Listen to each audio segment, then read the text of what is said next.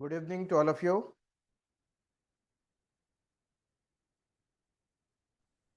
Good evening, sir. Good evening. So I have provided a list of 10 questions along with essay. And yesterday we did the first two questions. Now we are going to start with the third question. The third question. So let's see how many questions we are going to cover today. And if time permits, we will be able to cover most of them and including what the essay, the way forward. Now, so just keep on keep what your register with you or whatever the note sheet with you, so that whatever we are going to discuss, you are going to uh, make the noting of that, and finally you will be submitting the answers, yes, in the coming week of these questions.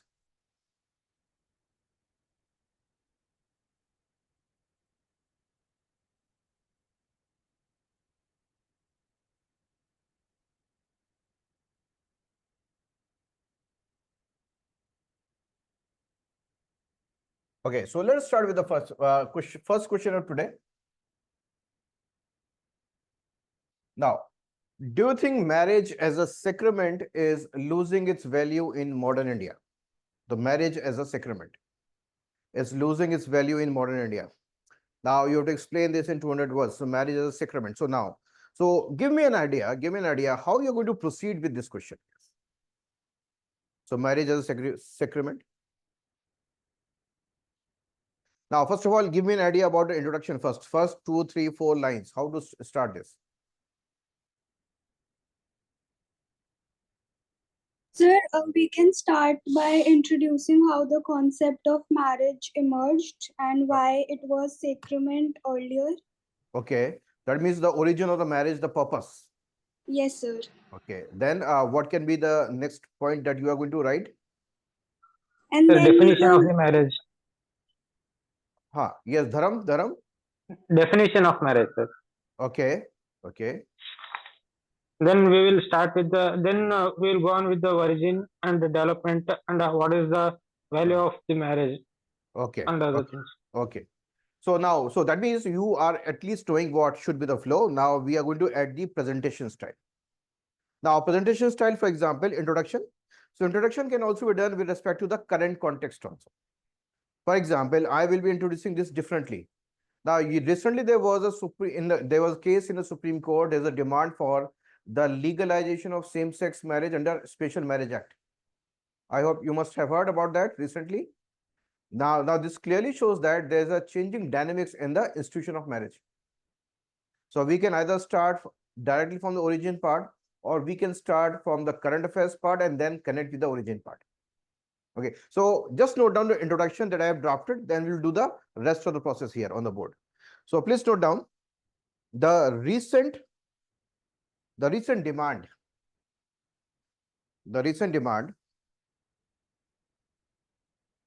for the legalization of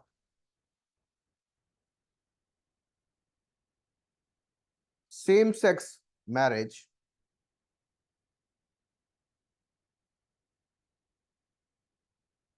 by adding a provision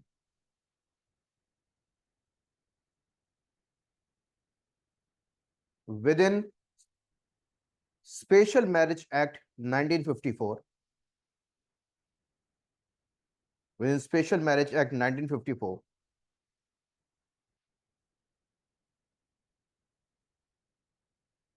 came in consideration of Supreme Court,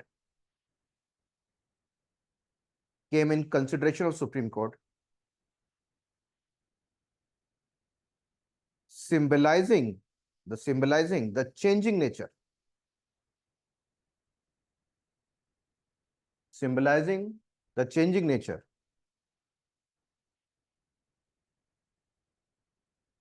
of marriage as an institution,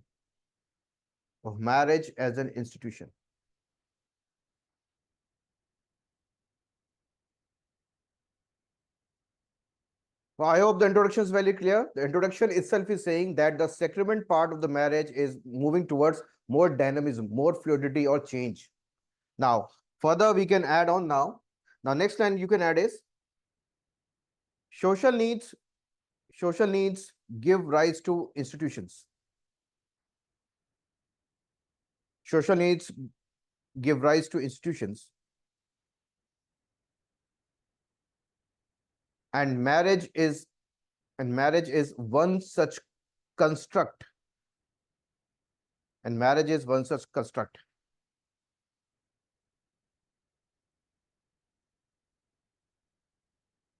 Next line you can add on. Origin can be traced. Origin can be traced to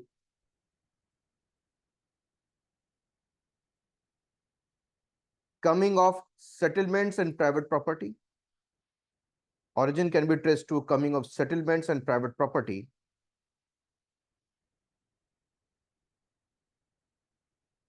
which led to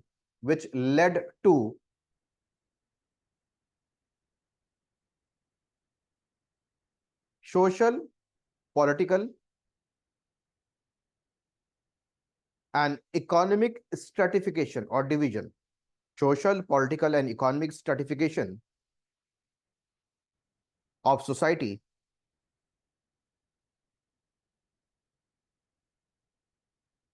which required an institution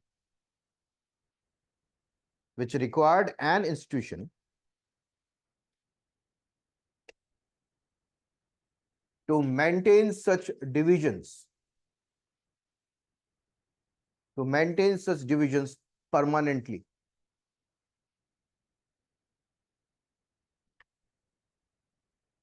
Hence, importance of marriage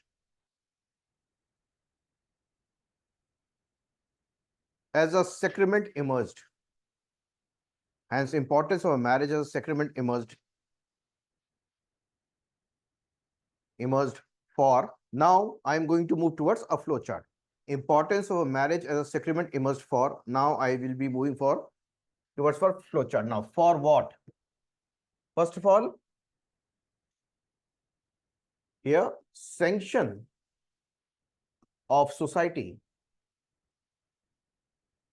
for a union between men and women, forming the basis for a family, forming the basis for the family. Now, the second, legitimacy given to children born through such a union,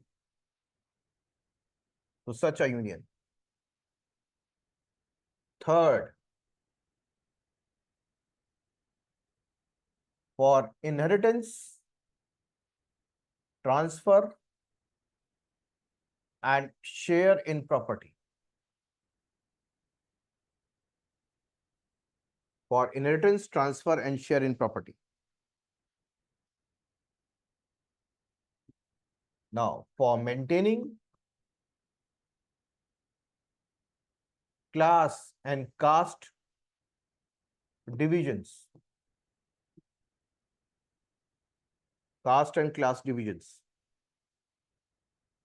Now, that is why what was not allowed? No intercaste marriages. No intercaste marriages.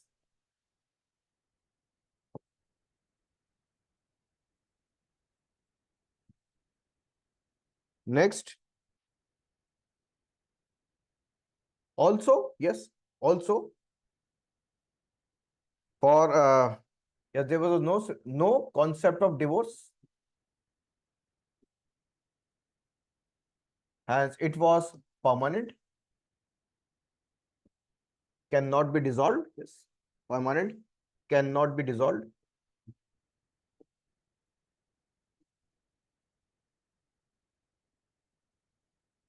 And you can also add on, also for maintaining occupational divisions in society. Also for maintaining occupational divisions in society.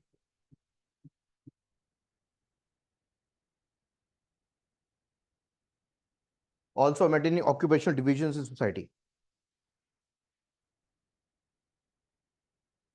Now, so note down further. Thus, it was seen as sacrament,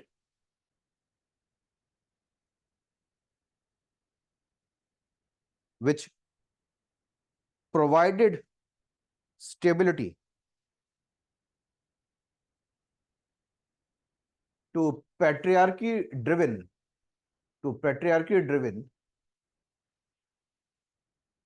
stratification of society. To patriarchy-driven stratification of society.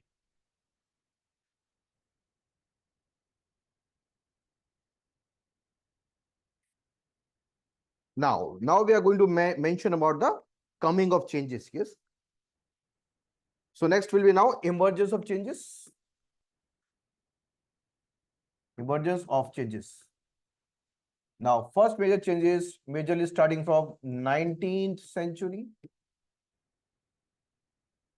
And let us talk about early part of 20th century.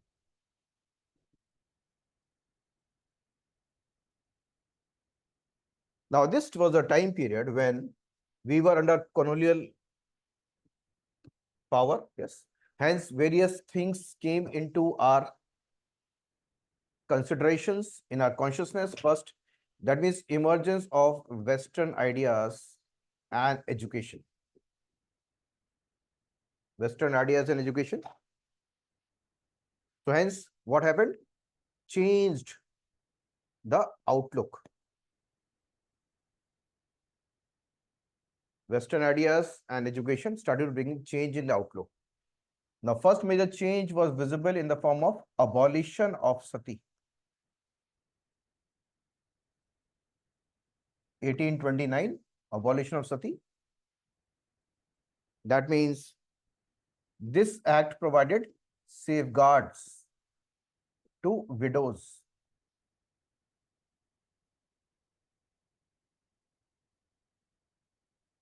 Now, next major change can be seen in the form of widow remarriage. Widow remarriage. 1856. That means it introduced a system of remarriage.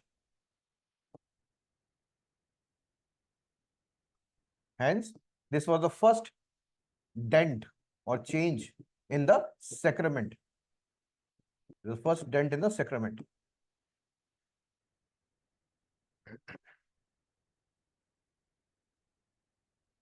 Now, next came into purpose, or next came into what? Into provision. Next provision was Age of Consent Act, 1891, and also Child Marriage Restraint Act. Child Marriage Restraint Act, 1929. Yes. Now, when the child marriages are being restrained, means the girls will be what, giving a chance to grow up in the family, and that growing up years, where they cannot be forced into marriage, can be utilized for promoting education. Now, this opened up the opportunity for girls' education. Girls' education by preventing them from by safeguarding them from what, early child marriages. Even another major change was, okay, you can add on, is the participation of women as equals in national movement. National movement also encouraged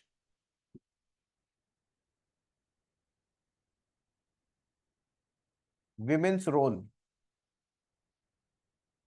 in different areas of society. So what we are saying is things are opening up for women. So things are opening up for women. So first of all, Western ideas and education changed the Outlook, yes, started to gradually change the outlook. Abolition of sati means now the safeguards to widows are provided.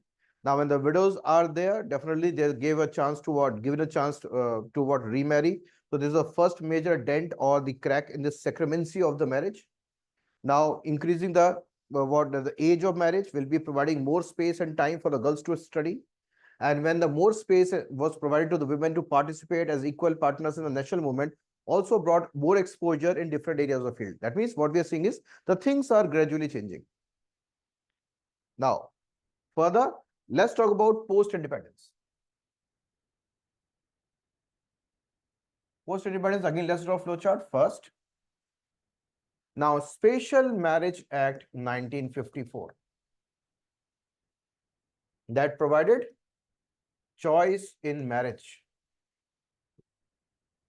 okay, which was very strict institutions where the marriage were only decided by the families, which were only for between the people of the same level of caste or maybe within the same religion.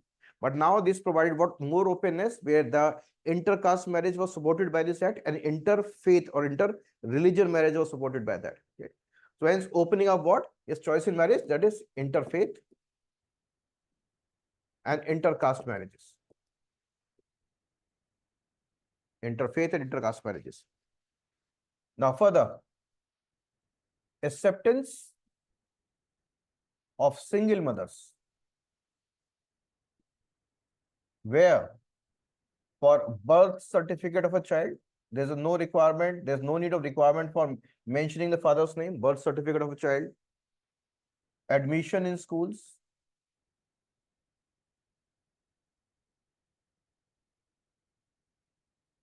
even degree certificates for children, even safeguards of abortion extended to single women.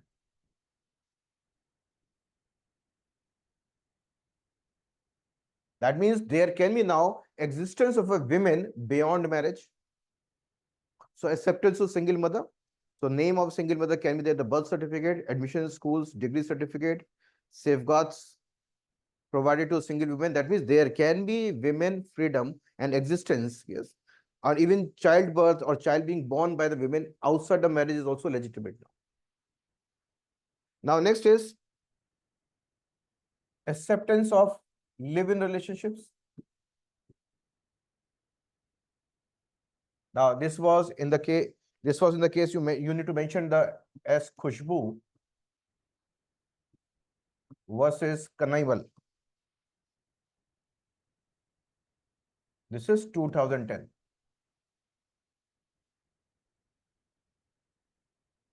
Now next change was decriminalization of adultery. It's no more a criminal offense. It's no more a criminal offense. Now this was in the case of Joseph Shine versus Union of India, 2017. Decriminalization of adultery. There's no more a criminal offense. Next is again decriminalization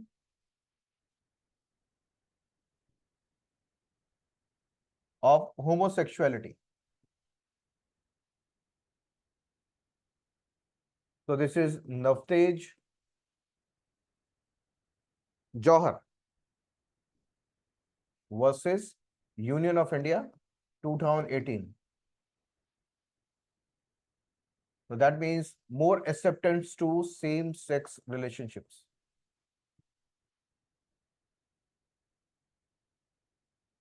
So what we have shown is the dynamism has come in the marriage system with the opening of border society gradually from 19th century onward, 20th century to the coming of the 21st century.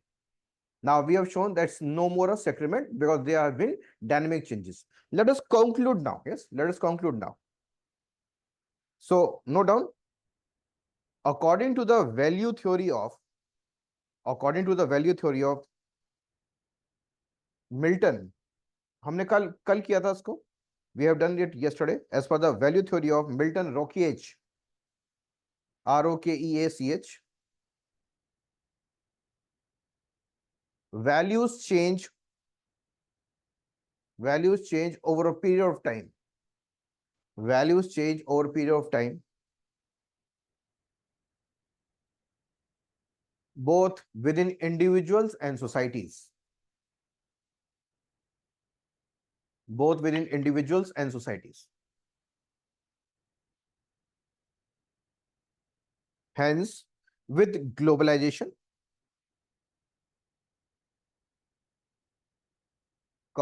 advancement of education, with globalization, advancement of education,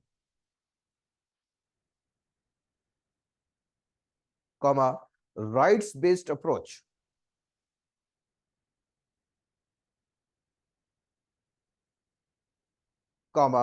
socio-economic changes,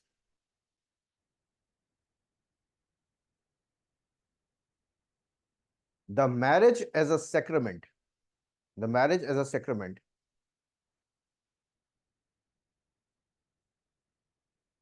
is also changing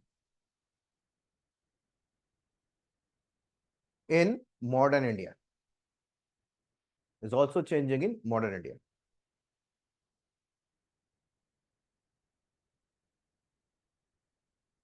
I hope it's very clear. I hope you have got the sequence properly.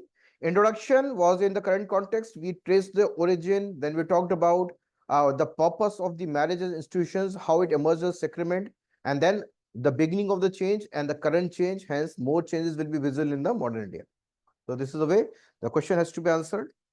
Now that means whatever was there in the notes, we are only utilizing that. Okay. So we have used the value theory of Milton Rokeach we have done yesterday. Now we were talking about the current affairs. Yes, current affairs part we have taken with respect to the demand for legalization of same-sex marriage. So current affairs is there, or maybe a theory is there, or maybe history is there. You are properly planted. So you are using your all-round knowledge and understanding.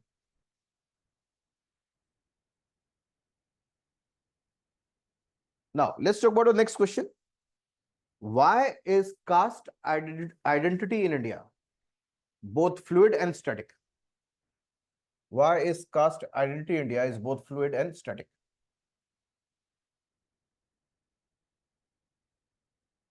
Can you give an example from the current context to reflect it is both static and fluid? The creamy layer of SC/ST. Okay, creamy layer of SC, ST. Okay, no, not ST, SC at this moment. Yes, sir. So SC, so that means it is showing the dynamism or the fluidity. Yeah. Now, what is the static part? That these are institutions of social, like one cannot turn a blind eye from it. Like Okay, these are one cannot. So that is why demand for caste census. Yes, sir. So now there are two examples which is showing the static part and the subcategorization of fluid part. Okay, so that means we have to understand the question. Now let's start with the introduction. Write down. The recent demand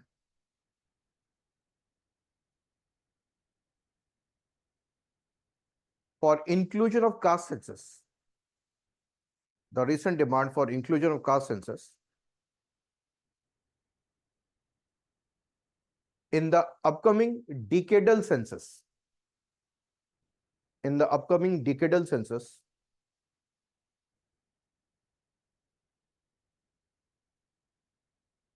symbolizes the static nature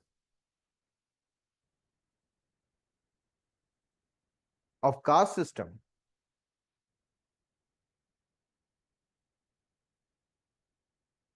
demanding visibility of all caste,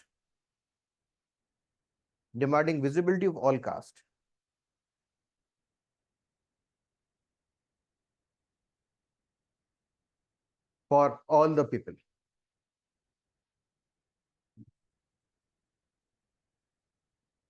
Now, next line. On the other side,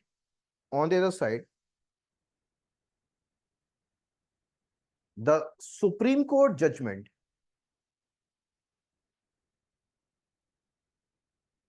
empowering the state governments,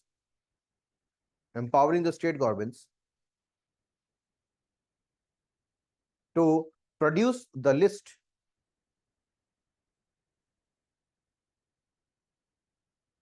of subcategorization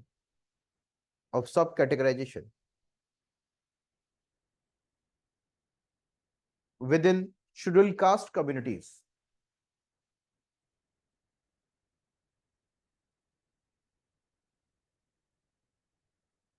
So as to identify the creamy layer,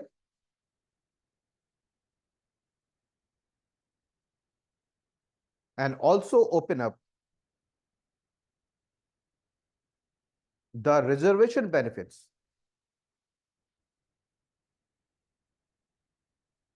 to more deprived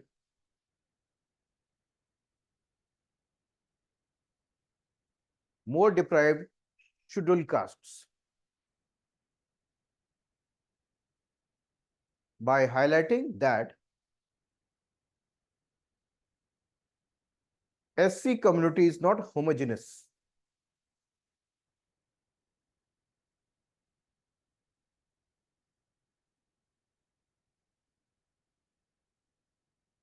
Full stop. This judgment reflects fluidity in the understanding of caste dynamics. Fluidity in understanding of caste dynamics.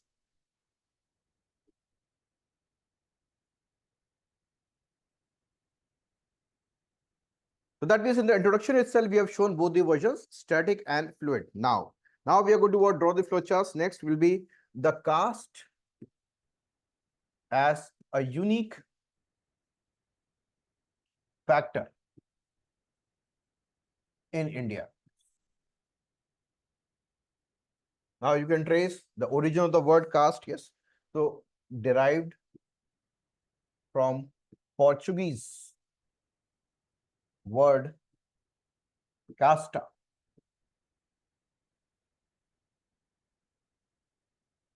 symbolizing breed, race, group.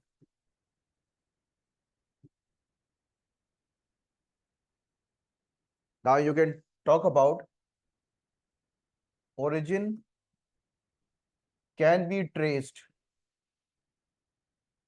to Varna system. Majorly it emerged where in later Vedic age. Then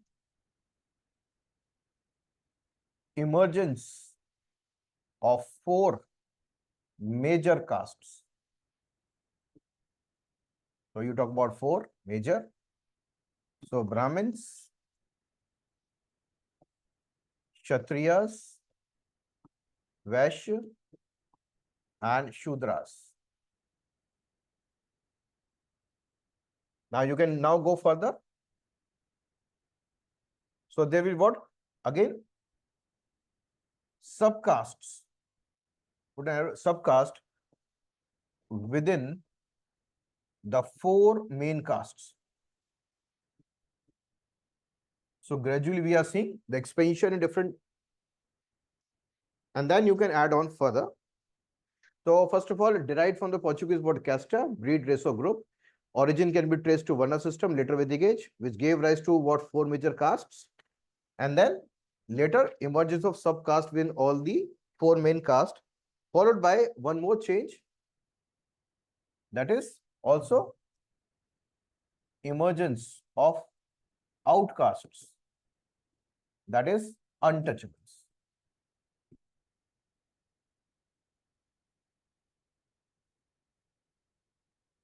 Untouchables. And now further, you have to give reasons. This is the result of political, social, and economic stratification.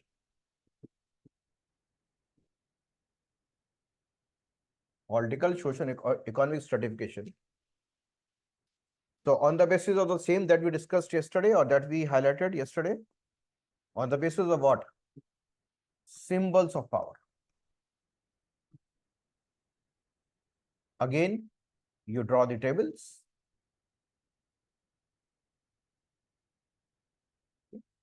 So here you require haves, okay, or this is the have not sides comprising of backwards, Dalits. The symbols of power, okay, again, education, land ownership, kingship, administration,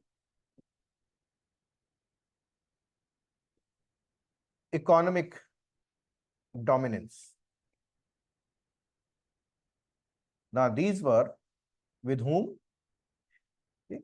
These were with whom? What? Males belonging to upper castes.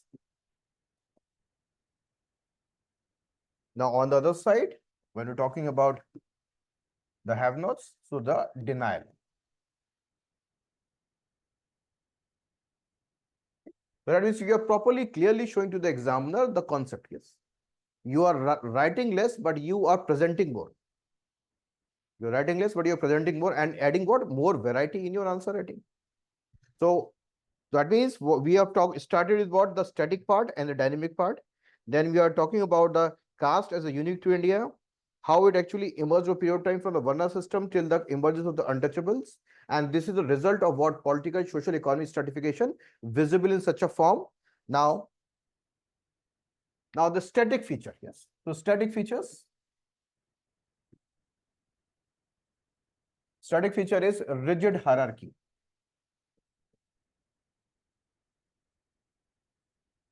Concept of pollution and purity.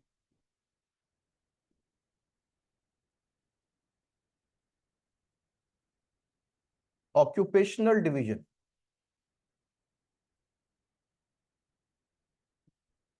Occupational divisions. Now, no intermingling, especially of upper and lower castes.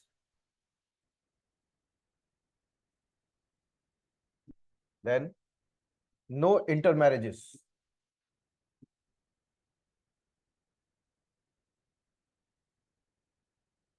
And you can add on enforcement. Enforcement by Jati Panchayats. Enforcement by Jati Panchayats. So all these type of things which made them static was enforced finally by Jati Panchayats. Okay, so static feature enforced by Jati Panchayats.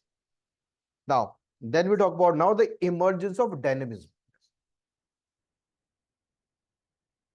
Noted? All this you have noted? Clear?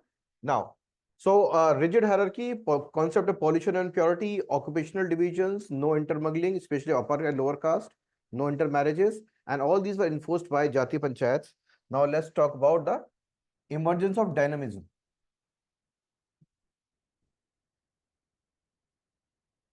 This can be traced to the Bhakti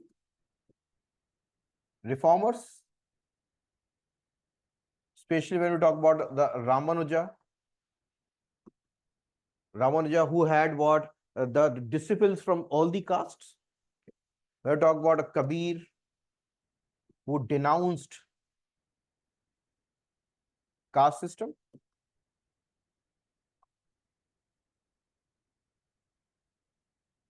Then we talk about the reforms emerging in 19th century. That is Paramhans Mandli. Then we talk about Jyoti Rao and Savitribai Phule.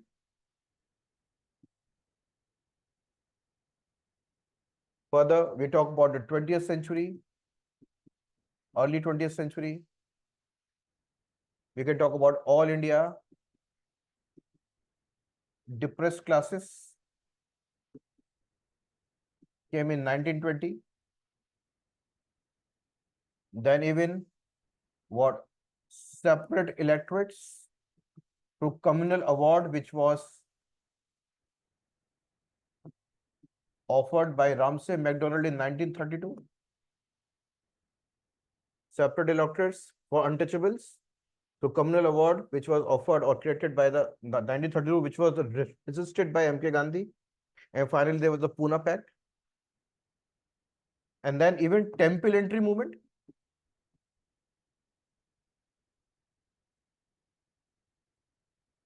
So all these were the initial, yes, dynamism which was taking shape during the 19th and 20th century within the national movement itself. Now, the major impact was created by the post-independence. Okay. So I will writing here, I will then rub post-independence.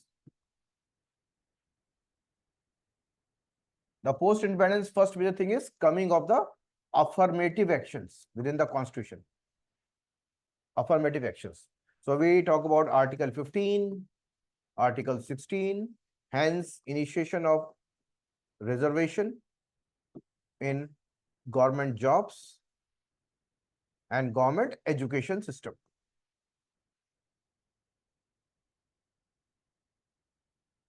First major change. Then abolition of untouchability.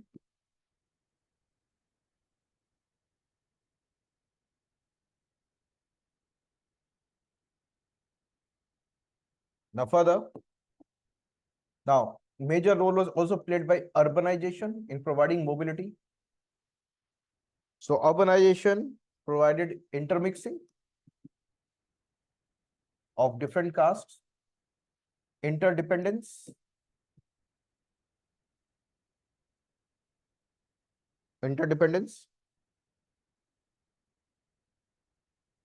Now further, emergence of mixed workplaces. Even when I talk about PSUs. PSUs comprises with reservations, so the people from different castes are entering. Okay, upper caste is also there, other caste also there. Even in private sector.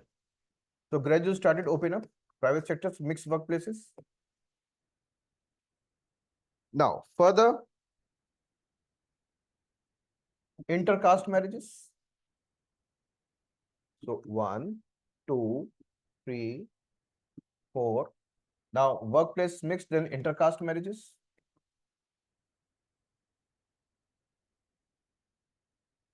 Now sixth, political representation. For example, reservation in parliament, state assemblies, panchayats, when talk about scheduled castes,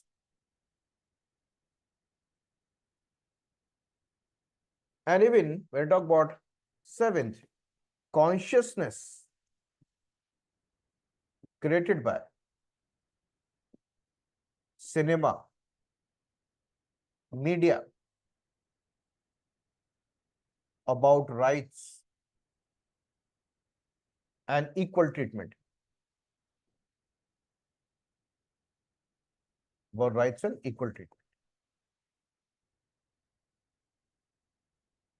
So what we are showing is it is also becoming fluid. So you can conclude in such a manner now. Now you can write a conclusion here. So this is a period of transition. So whatever stage we are living in as a country. So note down, this is a period of transition. This is a period of transition where both static and fluid features are visible. Both static and fluid features are visible.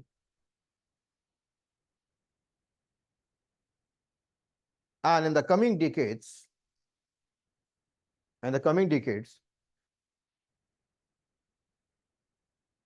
with more equality of status and opportunities, in coming decades with more equality of status and opportunities, in political, economic, and social fields.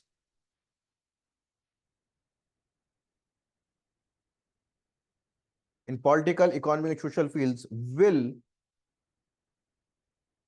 gradually provide more speed,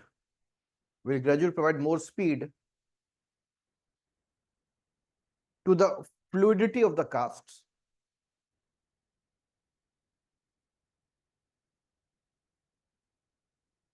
which can undermine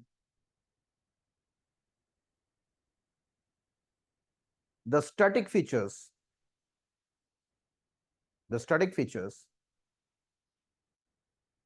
simultaneously. Static features simultaneously. Very clear? Now, so this is the way. So what we are doing is, I am not doing something extraordinary. I am just presenting how the things are to be thought, how the dimensions are to be considered, and the better way of presentation by not writing what sedate or boring type of sentences. Okay, let us present in such a manner that looks very impressive to the eyes, but have what every possible content in that. Yes. Okay. Now, so let us take the next question. So next question is, I will be rubbing this.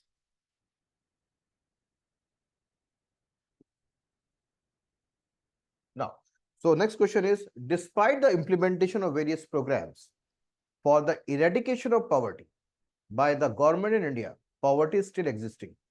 Explain by giving reasons. So despite the implementation of various programs for the eradication of poverty by the government, poverty is still existing. That means it's talking about the gaps in implementation. Which are the gaps? Yes, so explain the reasons. Which are the gaps? So explain with reasons. What are the reasonable gaps that we are able to see? Yes. So what are the gaps? So now, first of all, when we are talking about the poverty alleviation program, so why such programs are required? Again, so note down, let's start with the introduction. So here we are talking about poverty eradication. So note down, poverty eradication is one of the major focus area. Poverty eradication is one of the major focus areas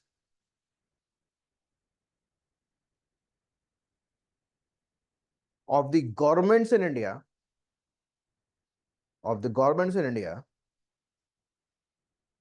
both at union and state levels. Both at union and state levels.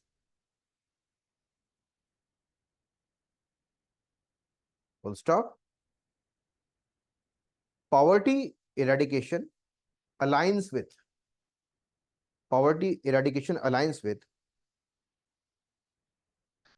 the vision of the preamble,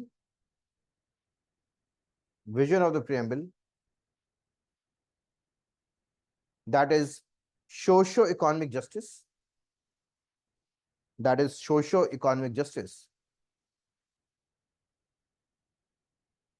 comma, with the concept of welfare,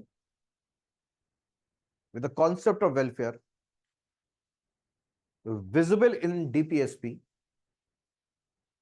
Directive Principle State Policy, visible in DPSP or Part 4 of the Constitution, and also aligned with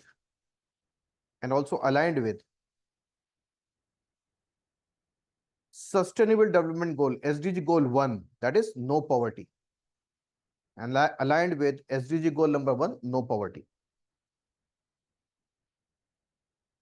So now I hope the introduction is very clear.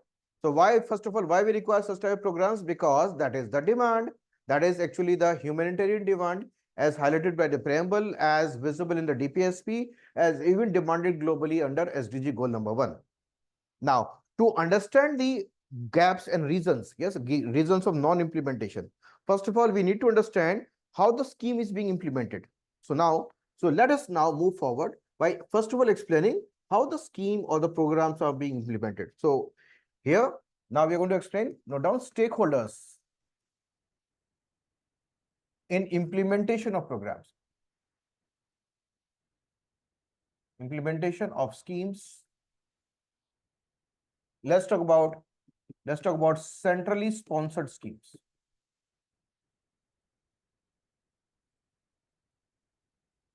That means where both the center and the state, both of them are partners, yes, in implementation. So center provides the major provision of what budget, and the state will be adding its part, yes. So center is sponsored. So now, so let us create a flow chart. So here let's start. First of all will be, so first stakeholder will be Union Ministry.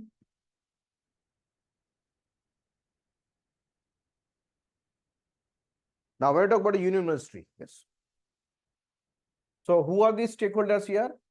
Well, the ministry, but within the ministry, the stakeholders are the minister and the bureaucrats. And where it is placed, this is what in the, okay, the union capital of India, that is New Delhi. Now comes the next stakeholder, second, that is the state secretariat.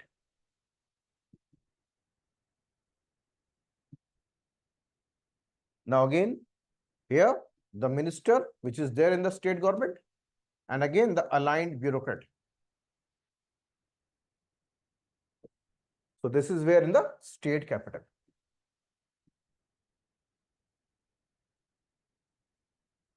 Now, for implementation, third stage, which is important, is district.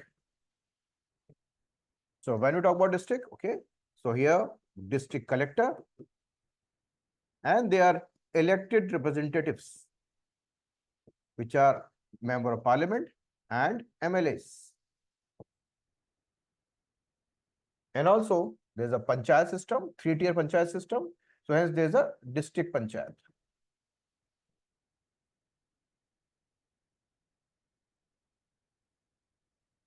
Now the fourth stakeholder, the blocks. Hence comes the officer, BDO, block development officer. And now there is a mandal panchayat or the block panchayat.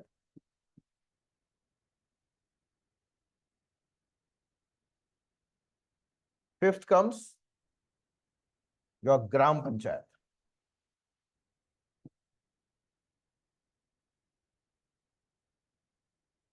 And below the gram panchayats, you add on the sixth, that is gram sabha.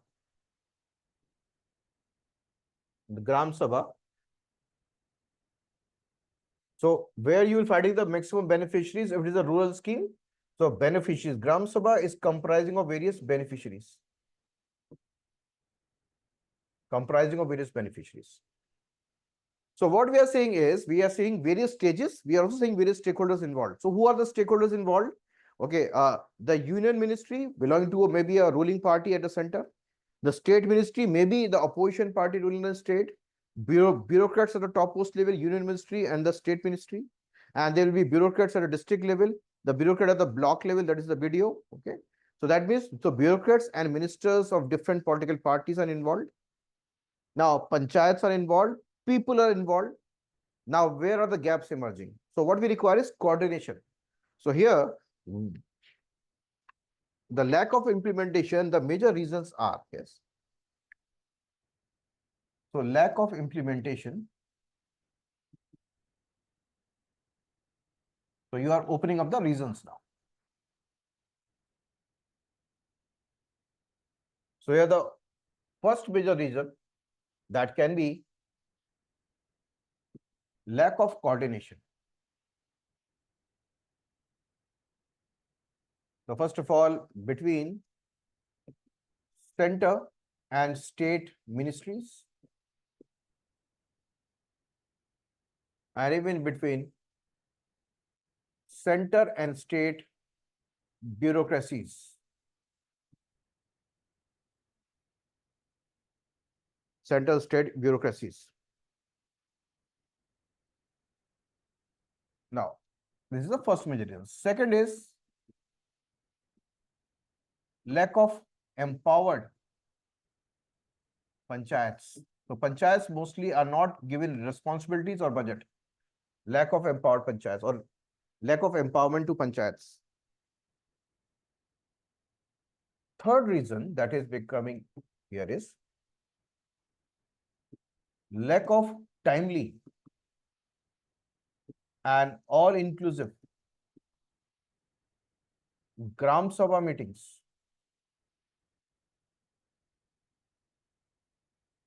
Lack of timely and all-inclusive Gram Sabha meetings. Now, next, fourth,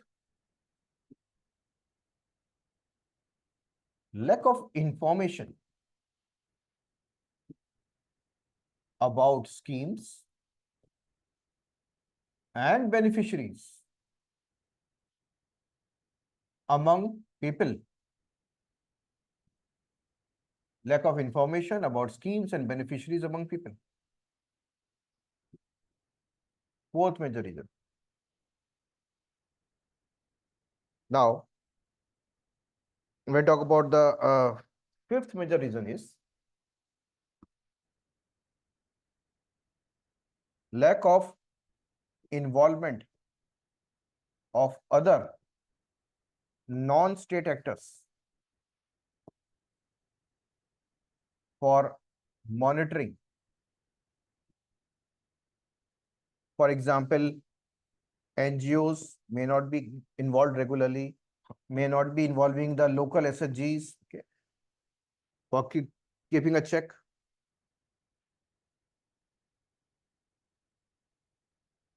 Sixth is lack of timely and transparent social audits. Lack of timely and transparent social audits. And when there are social audits, so what is also lacking is lacking assessment and assessment of social audit as feedbacks for improvement.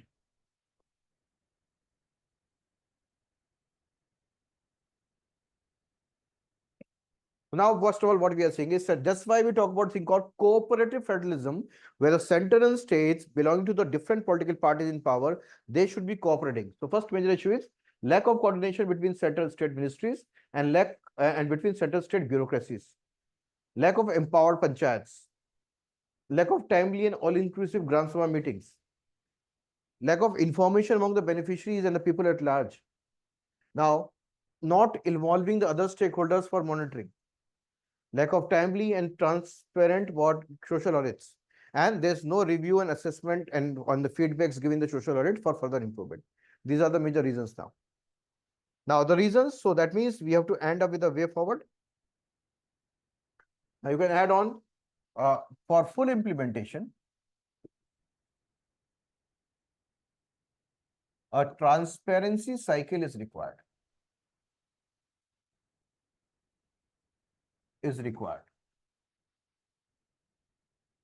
Now transparency cycle, so let's draw a cycle. Divide this into two parts, 1, 2. Here, the part 1 is transparency cycle starts with what? Information. So first of all, what is required is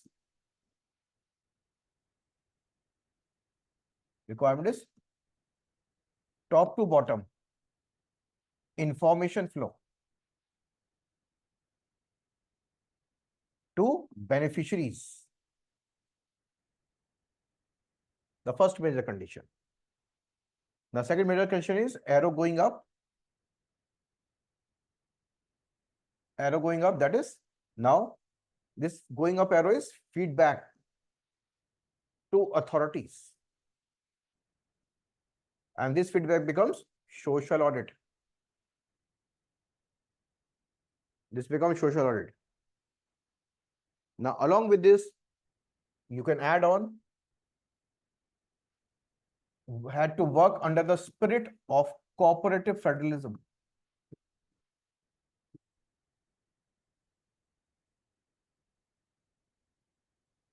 Involve more non-state actors.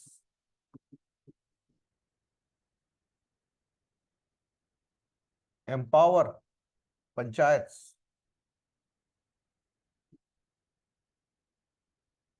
and assess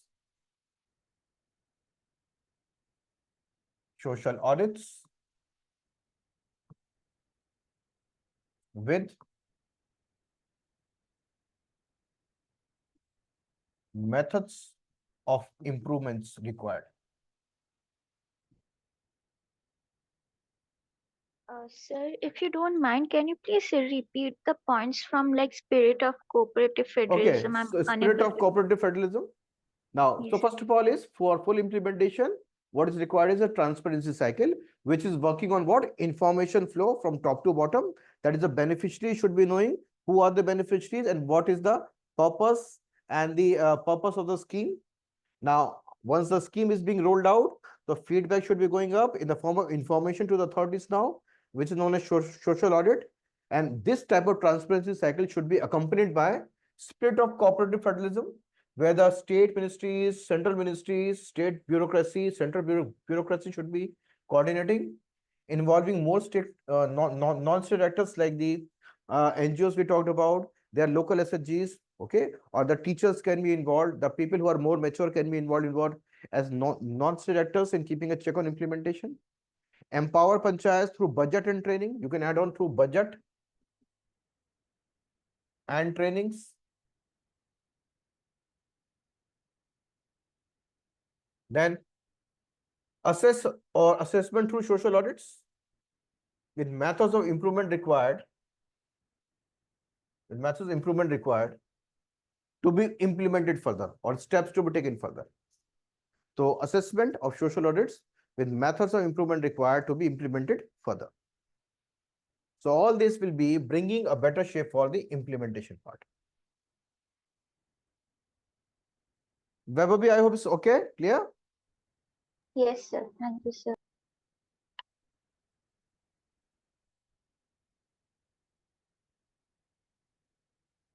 Now again, this is a very interesting question.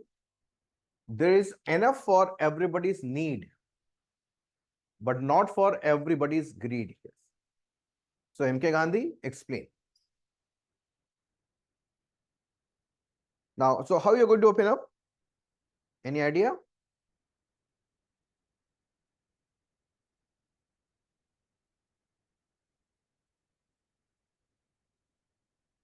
Okay, so let me open up. Yes, okay. Now, so you can add on, yes, introduction, write down, please. So according to this quote,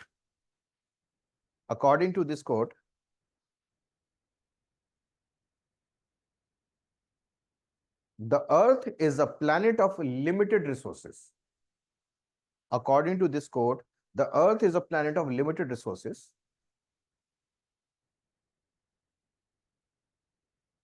Which has enough to fulfill the needs of its 8 billion population.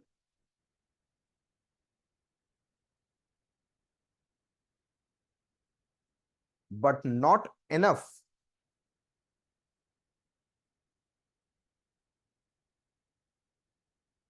to fulfill the greed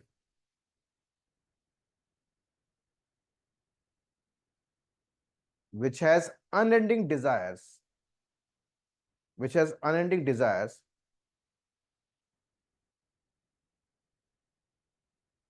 to get more and more.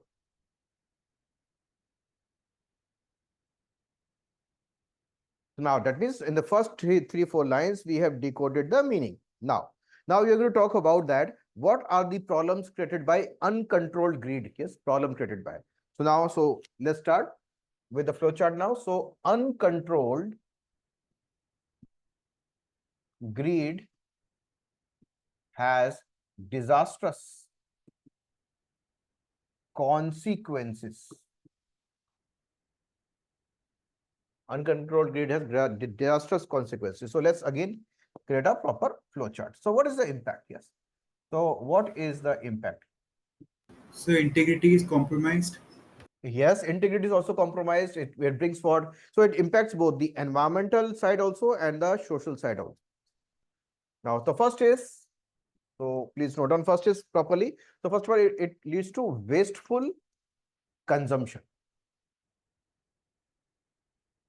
That is use and throw concept or use and throw. Wasteful consumption, use and throw. Second, leads to depletion of resources. Depletion of resources. Now we have put properly sequence. Now next, creation of problem of waste and pollution.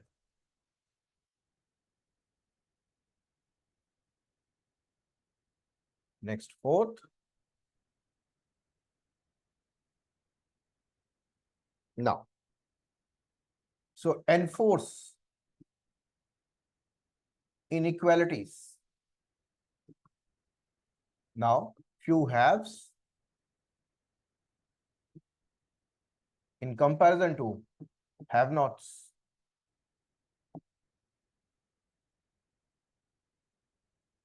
Now, so this ultimately force poverty and deprivation. And this greed also becomes the factor, okay? Also becomes a factor for corruption, crime, and violence. How? Now, so excessive greed can lead to unethical means. And on the other side, the people who are deprived for survival can opt for unethical ways. Can opt for unethical ways. So what we are seeing is the impact is on the environment side, impact is on the general morality in the society. So what we are talking about, first, second, third, fourth. Okay, this I will be okay. One, this was one, this is two, this is three, this is four, and force poverty, and this is six. So first is wasteful consumption, that is use and throw. Second is depletion of resources. It leads to depletion of resources. Third, create more waste and pollution. Fourth is enforce inequalities because this gives rise to only few haves and various have-nots. Force poverty and deprivation. And sixth is a major factor for corruption, crime, and violence. On both the sides, excessive greed can lead to unethical means. On the other side, the people who are in what poverty, deprived, or just in a survival state can opt for unethical ways. So now you are going to talk about that. So overall impact is decline in environment, ethics, as well as what? Moral ethics.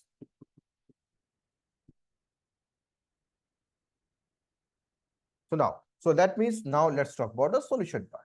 So what is the solution? So solution is, yes, sustainable consumption.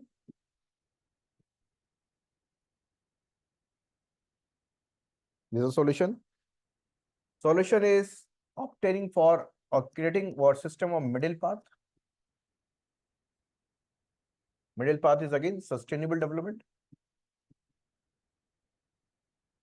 As stated even by now middle path.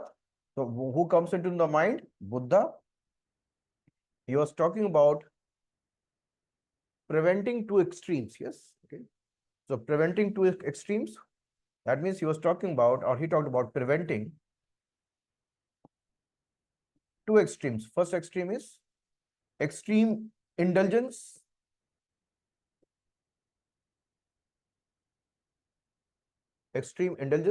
and B is extreme penance. That means middle path. So middle path is of sustainability. Middle path is of sustainability. So hence what we should be ensuring? We should be ensuring cultivation of environment ethics as a lasting solution and also changing the mindsets. Okay. When the solution is emerging from this concept. So overall impact is decline in environment, decline in morality. Solution is sustainable consumption following the middle path as suggested by even Buddha, preventing two extremes. Now, hence, the solution is emerging now from what? Now so environmental ethics, and then the general moral ethics. So environmental ethics, we have studied a thing that is called deep ecology. That is deep ecology. So what is deep ecology? So deep ecology is talking about radical shift in the ways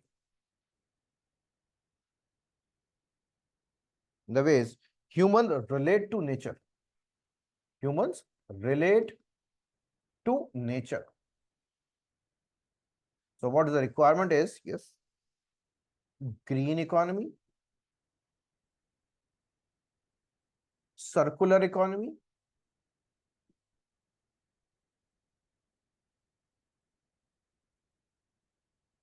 and also, so green economy, circular economy, so that more waste is reconverted into as a raw material for further production, and also the concept of minimalism. Also the concept of minimalism. So green economy, circular economy, and the concept of minimalism. Now, and here, so what is to be done is, what is the moral ethics is? Living in harmony with all existence. And how this to be created? First is, as per Aristotle, what to be cultivated? Moral virtues. That is change in habits or nurturing suitable habits. Moral virtues, change in habits or suitable habits. And can also be imparted through teaching, that is intellectual virtues. Through education. Through education. And now you can also end with what type of education? Now you can quote Rabindranath Tagore.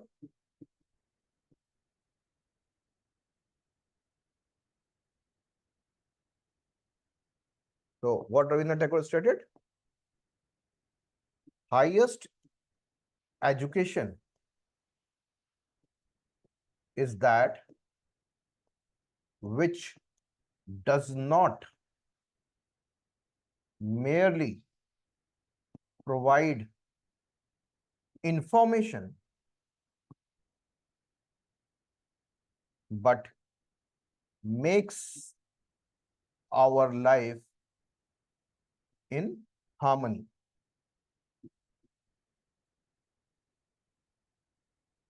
With all existence. Harmony with all existence. So that means to cure, yes, to cure excessive greed, to come out from excessive greed, there are two ways of way forwards. One is promoting more and more environmental ethics, but environmental ethics will be adopted when they are coming to the habits and the learning of the people. Habits and learning. So environmental ethics means what type? Deep ecology, radical shift in the way of doing things. That means green economy, circular economy, and minimalism. But all these will be becoming applicable when that is becoming a part of the habit and our learning. I hope very clear. Okay, so now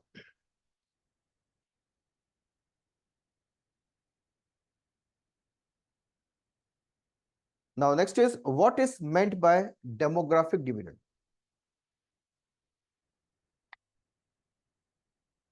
Question mark. Highlight the manner in which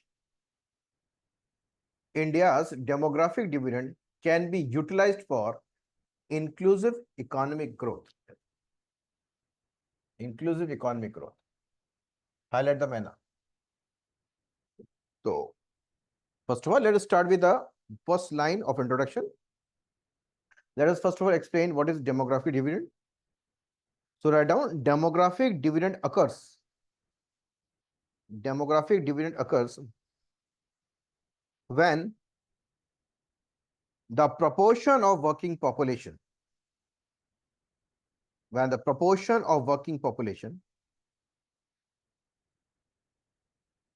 in total population is high.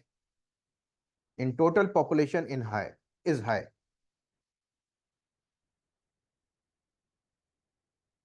Now you can show them in numbers. Yes. So now you can write in numbers, and again let us create a simple flowchart. In numbers, let's see. So demographic dividend DD is around what? 62% of India's population.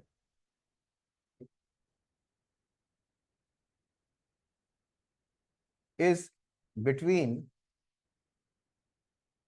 15 to 59 years of age. This is the reflection of demographic dividend. So 62% of India's population is between 15 to 59 years of age. Now further, another way of representing is that it is ever increasing. It is ever increasing is each month 10 lakh or 1 million new people are added to workforce. Added to workforce, searching for work.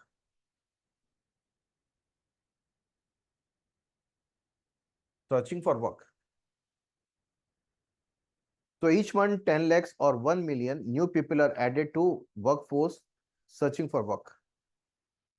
Then is also ever increasing. Now you can show it's ever increasing in what manner? So you can show here around 26 crore students enrolled in schools and around 3 crores in higher education. 3 crores in higher education. So what we are saying is that new upcoming population who will be emerging out from colleges, emerging out from the schools will also be demanding work, will be getting work. Demographic dividend now in numbers now. Now you can add on a line further, add on please. So demographic dividend come once. Demographic dividend come once in the life cycle of a developing economy. In the life cycle of a developing economy,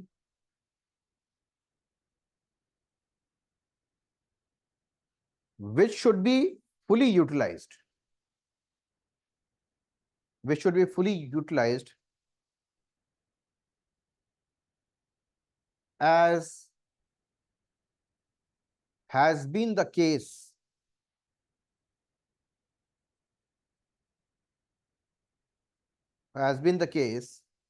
of China, Japan, South Korea,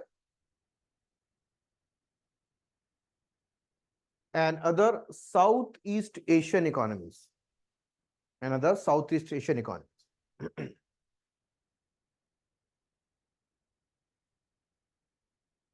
So what we have done so far, we have first of all explained what is demographic dividend. In numbers, we have shown with respect to India and why it becomes important, because this is the only way to become developed country, as has been the case. So we have to properly utilize. So second part is say how highlight the manner in which this can be utilized. Now let's talk about utilization. So utilization first of all require what? Capacity building. Yes. So here first major thing is investment in capacity building. Investment in capacity building. So here first is through education. Education can be more multidisciplinary and conceptual, plus focus on specializations as per the skills. So first of all, multidisciplinary conceptual education plus focus on specialization as per the skills. Yes, Partha, you want to say something? So just probably you would have touched it ahead. I just wanted to ask, capacity building also includes health, right? So capacity building also includes health. Yes, yes. Okay. So health, education in terms of skill and health in terms of physical availability of the. So we also tend to invest toward health infrastructure also, health reach also. Okay, so that is also part of capacity. Capacity building, yes, Okay. because we are making the people both what skilled enough to work and also what able enough to work. Yes, that is health wise. Yes. Thank you. Okay. Now, so first of all, within the education system, this should be coming. Yes, multidisciplinary education, conceptual education, focus on specialization as per the skills. We have talked about that class 9th onwards, there's a requirement of diversification as per the specialization on the basis of inherent skills shown by the students. Now, second also is regular skill development is also required. Regular skill development is also required. And here, that's why what comes in important, like Skill India Mission comes into picture. Skill India Mission. The role of what? National Skill Development Corporation, NSDCs. And the skill courses should be aligned with industry and all sectors demand. So skill courses should be aligned with industry and all sectors demand. Next is for ensuring more employability. So here, apprenticeship and various economic internships can be promoted. And all these should be accompanied by, yes, all these should be accompanied by upgrading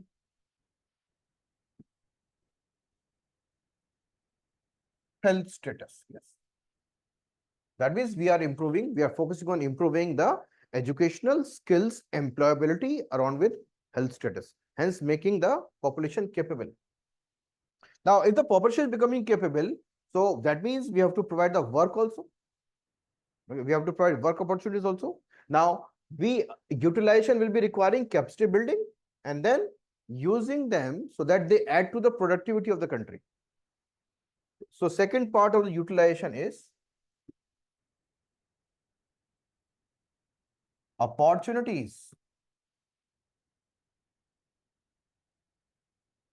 through livelihoods. Livelihoods use, that is employment and entrepreneurship, that is E&E. Employment, that is jobs, or entrepreneurship, that is startups and businesses. So opportunities through livelihoods so that they can be utilized and add productivity to the country. Yes. So opportunity through livelihoods for what? productivity or improving, you note down, you're improving national productivity. So we need to also create opportunities so that the demographic dividend which we are making capable should be able to contribute in national productivity. Now here, so what are the major things that discussed in terms of how to provide what employment opportunities? So we have talked about, we have to focus on the labor intensive areas. For example, first thing that comes into picture, for example, first you add on, for example, okay, rural incomes and rural enterprises for both E and E, employment and entrepreneurship. Second, we talked about diversification of tourism and tourism startups. Again, for what? E&E, employment and entrepreneurship. Third, we talked about demand-driven expansion of MSMEs. Again, for what? Employment and creating more entrepreneurs and startups. Fourth, we talked about, yes, economic and social infrastructure for again creating E&E, investment. Fifth, we talked about, yes, e-commerce, wholesaling, retailing, again for creating more jobs and entrepreneurship here. Sixth, supply chain. That means we are trying to what? First of all, what is demographic dividend? These are the figures, okay? Then demographic dividend have always been used by the countries who have become developed. Now in India's case, how to be utilized? First of all, we have to build the capacities and then provide them the opportunities so that they are going to add to the productivity of the country. Okay, that means these are the major areas. So please conclude now. So these are some of the major areas. These are some of the major areas with potential to provide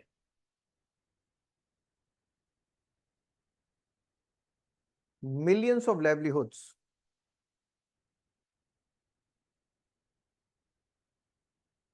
Hence, utilizing our demographic dividend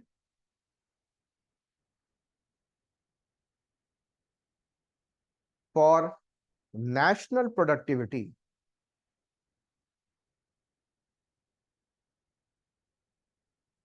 through inclusive economic growth. Through inclusive economic growth.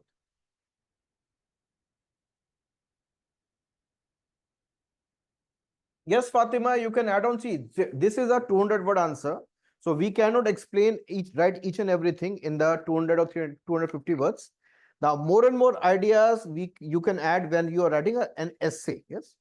So, for example, the essay that we are going to discuss today will be providing opportunity to add on each and every area which can be upgraded to generate more and more livelihoods.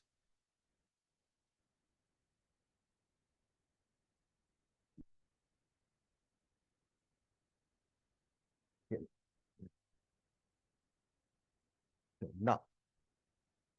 Now, next question is, are tolerance, assimilation, and pluralism the key elements in the making of an Indian form of secularism? Justify your answer. So the question is saying, are tolerance, assimilation, pluralism are the key elements in the making of an Indian form of secularism? Okay, justify your answer. So Indian form of secularism. What is Indian form of secularism? Are all these the features of the Indian form of secularism? We have to what? Explain. Justify your answer. So let us start with introduction now. So let's start. Secularism is not alien to India. Secularism is not alien to India, but it is deeply rooted. But it is deeply rooted in its history, rooted through its history, through its history of tolerance, assimilation, and pluralism.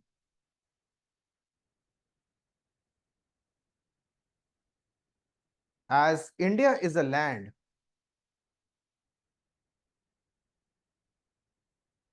of multiple religions, for example, Hinduism, Buddhism, Jainism, Islam, Christianity, Sikhism, etc., along with tribal beliefs and multiple castes. Full stop. Therefore, Indian form of secularism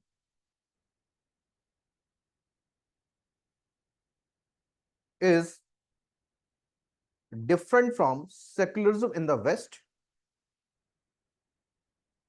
Secularism in the West, because it focuses on,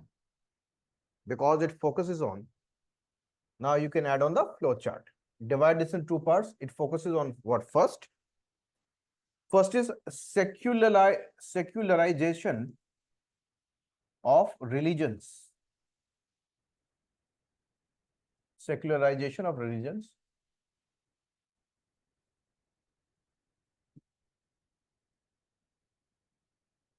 Therefore, Indian secularism is different from the West. For example, first feature is secularization of religions, and second is secularization of castes.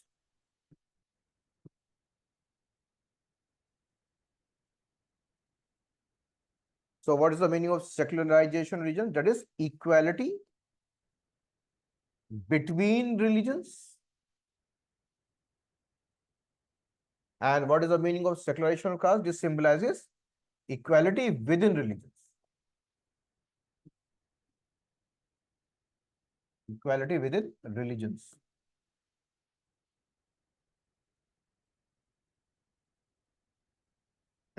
Now you can add on further. Though word secular was formally included in the preamble, though word secular was formally included in the preamble through 42nd Amendment Act 1976. 1972, sir. Huh? 1972. 1976, 42nd. Okay, 1976. But it had been the part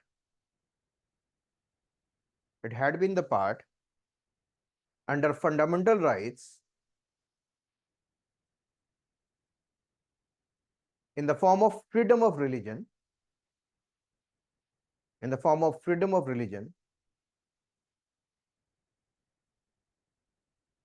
since the coming of the Constitution,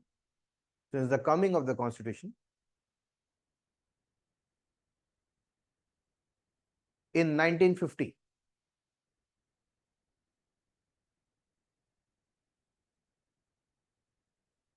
Now, but the history of secularism is very deep.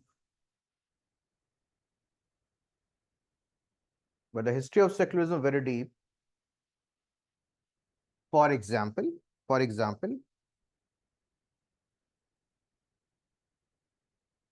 Now, when we talk about equality of religions. Now, if you go back to the secularism topic that we have done, now you can mention about the Mauryas and Ashoka. You can mention about the role played by the Harshvardhan. He was a Shiva follower. He became Buddhist, but still gave what respect to all the religions. We mentioned about Rashtrakutas, who appointed Muslim governors. Okay. We mentioned about the Kashmir king Zainul Abidin, who showed benevolence to Hindus. Okay. Then we have talked about the southern kingdoms like the Bahmanis, Adil Shahis. We talked about about Akbar. We talked about culture of Awadh. Okay. That means what we are showing that it's deeply rooted right from the ancient period to the medieval period. It's been deeply rooted. And even Hindu-Muslim unity in the revolt of 1857. In the revolt of 1857. So again, you can connect them with the flowcharts 1, 2, 3, 4, 5. Yes, we have done that. Now, this is equality of religion. Now, next, we talked about secularization of castes. Yes. So intra-religion, that is secularization of caste, intra-religion. That is dealing with the caste issues. Again, you have to start with the same, the bhakti. Then talk about the 19th century reformers.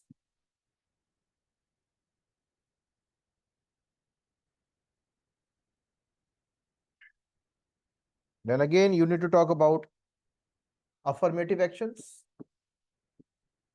which try to improve the equality of status and opportunity. Article 15, Article 16.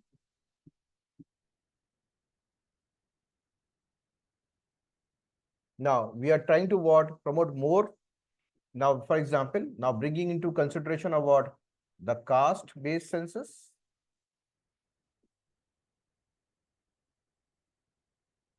The subcategorization.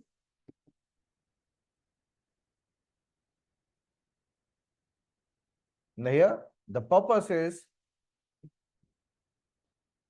creating more inclusion, opportunities,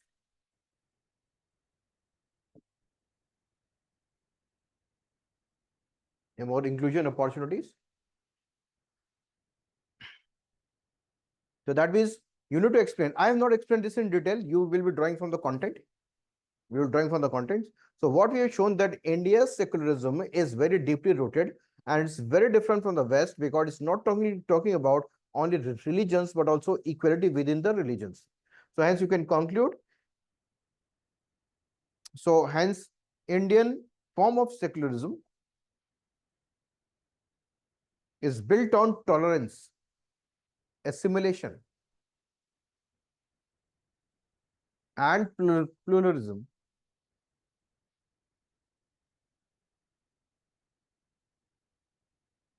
And full stop, yes. But just one line is required because you explained everything.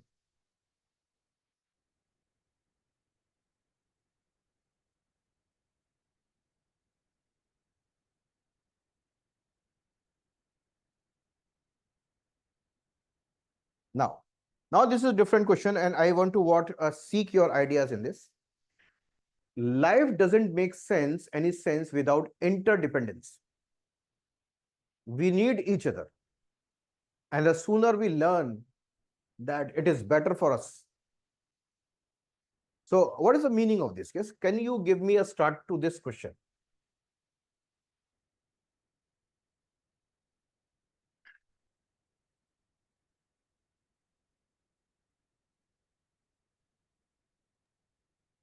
So Uh, I'll start it with history of human civilization can be seen as history of interdependence with Okay, you will start with that. Yes, history has been the case of what interdependence. Yes, associations. Yes. yeah, for the entire human civilization, and then briefly touch upon it using Aristotelian view that Ha ha ha.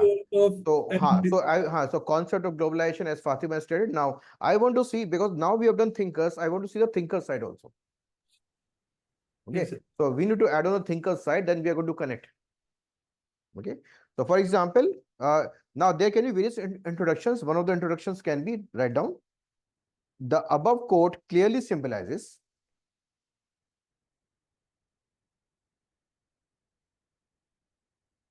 the importance of interdependence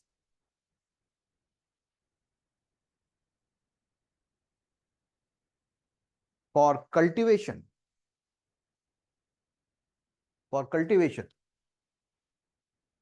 of. Now let's create a flow chart. I'm going to use now the thinkers. Cultivation of first. I hope you are able to recognize this. Eudaimonia. Eudaimonia is happiness, Fulfillment. welfare. Yes. Yes. So eudaimonia, that is what it can be through cultivated through moral virtues, that is through practice.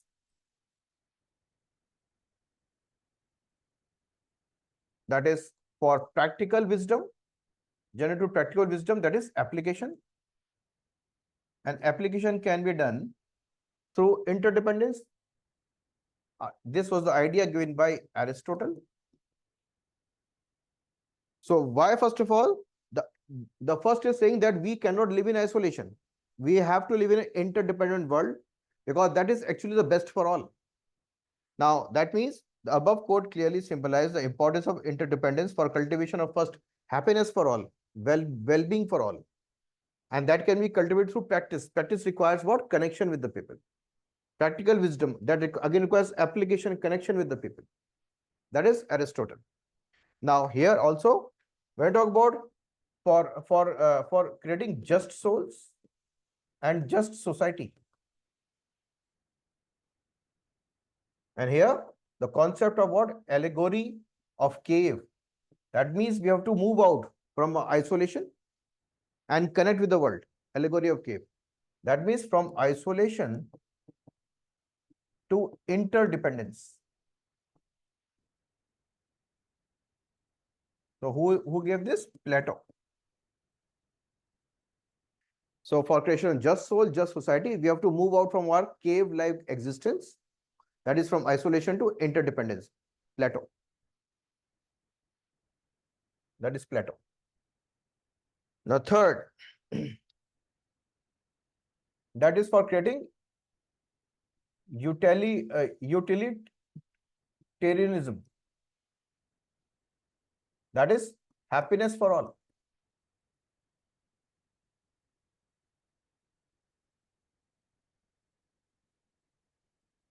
And this, as per J.S. Mill.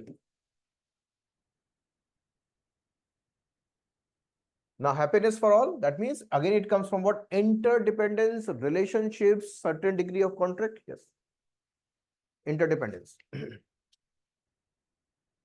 Now, so even you can add on the social contract theory.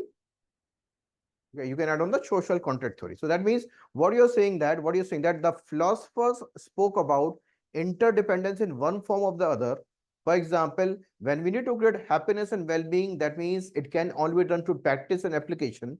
And where it happens largely in the society, that means on the basis of interdependence. Now, just soul and just society is demanding what? Moving out from isolation to what? More interconnections. Utilitarianism for all, happiness for all, again will be generated when the people are intermingling. And the social contract theory again talks about what? Interconnection between the people. Now, further, now here, so we need each other, and the sooner we learn that, it is better for us all. Now, let us see its practical application. Now, interdependency can be promoted, first of all, at what? At at community and individual level. Now you have to tell the methods. Now you talk about how this can be done at a national level, then the international level. So I just mention about what brings people closer. We have done various things in the class like culture of grassroots sports. Culture of grassroots sports. Where at village, block, district and inter-district levels. How? It creates teams. Teams emerge from different backgrounds.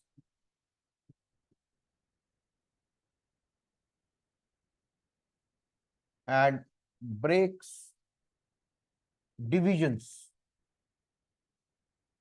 based on castes, religion, class, etc. and hence create interdependency.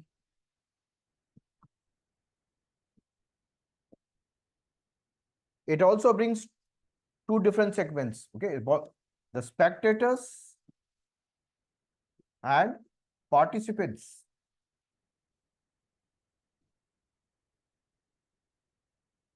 Come in community spaces.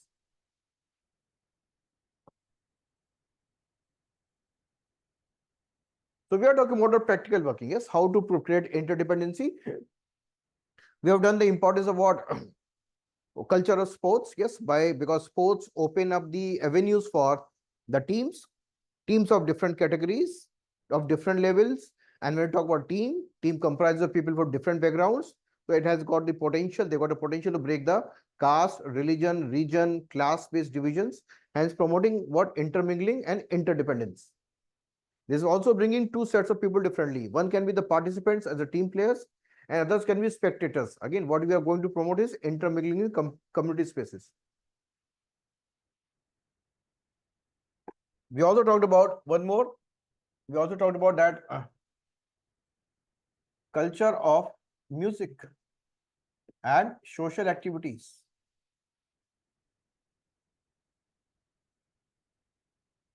Again, this is required at what? Grassroots, village, blocks, district level.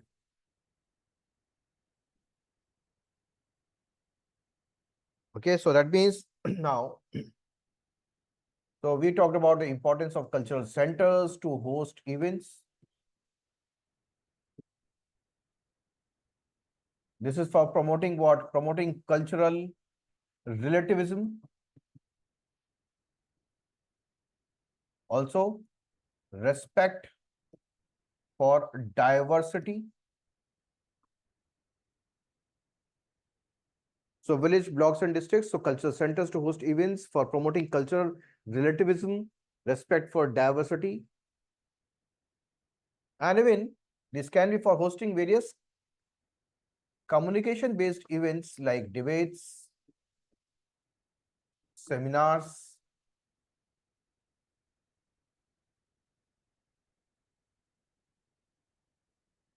workshops for learning from each other.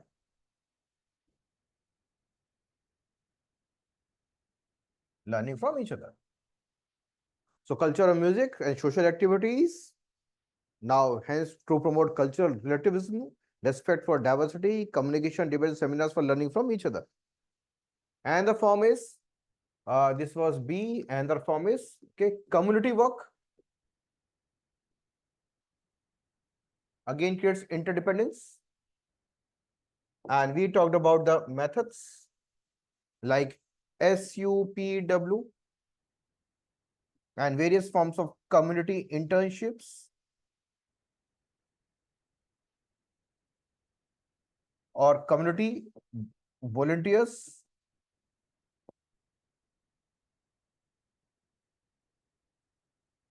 Even another way can be, another way can be promoting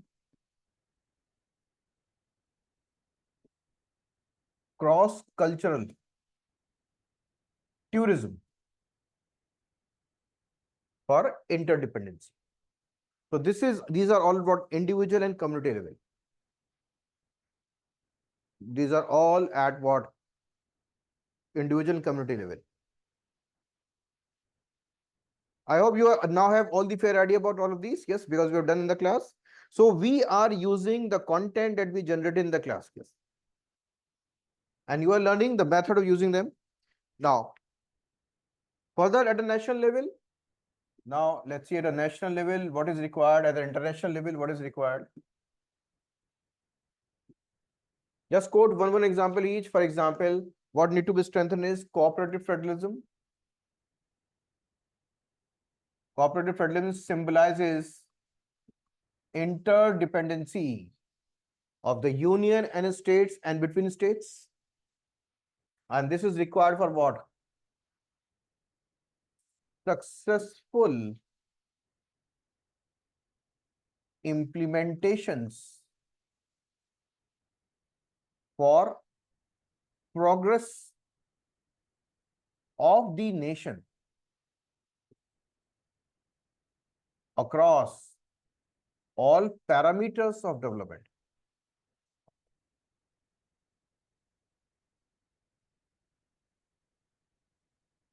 Hence, we require dependency between union, states, and between states. Hence, what is required is dependency between union and states, and also between states, for the success of the nation. So cooperative federalism for successful implementation of various programs of the nation, for successful implementation for programs of the nation across all parameters of development. Yes.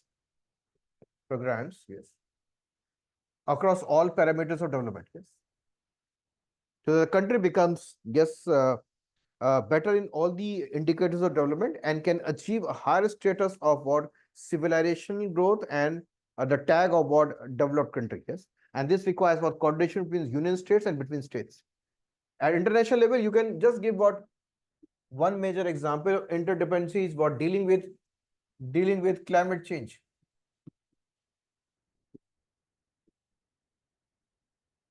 And here talking about will be benefit for all. When you see the question, the sooner we learn, it will be beneficial for all. Similarly, when we talk about climate change, the sooner we learn our responsibilities and cooperate, the better will be. So this requires what? Cooperation at international, national, subnational, local, community, and individual level. The sooner we learn, the more we will be cooperating. The more we will be cooperating, the benefit will be for all.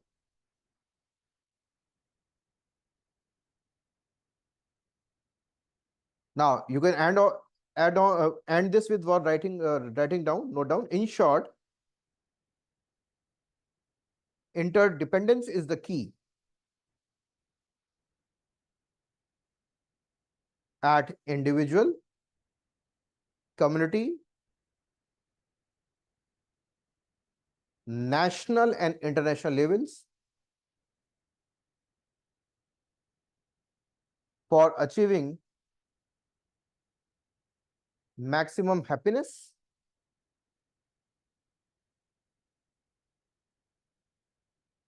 and minimizing pain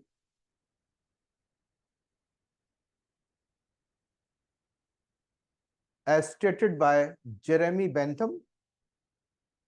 As stated by Jeremy Bentham through his concept of utilitarianism, utilitarianism,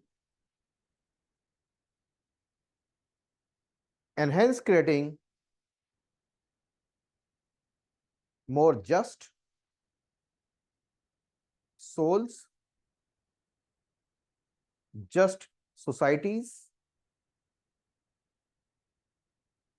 and a just world.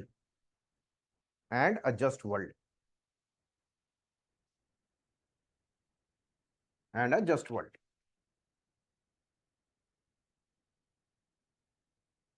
Are you very clear? Sequence.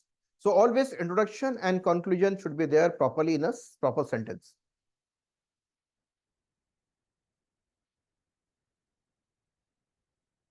Now let's see this question. A leader is one who knows the way, goes the way, and shows the way. So John Maxwell, elaborate. Yes. So what is coming to your mind?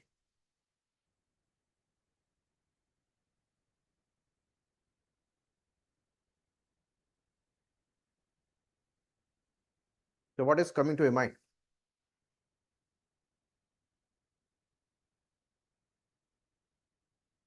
Okay, skill, ability, opportunity. Okay, next, let's see. Ethics, integrity, aptitude. Okay. Now, any thinker coming to your mind who was suggesting something leadership? What type of leader is required? Have you? Are you able to recall philosopher king? Okay, so let us connect with that. So let's start with the introduction.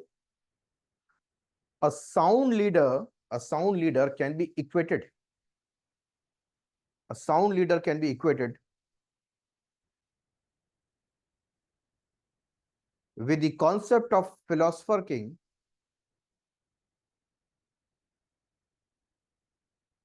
as stated by Plato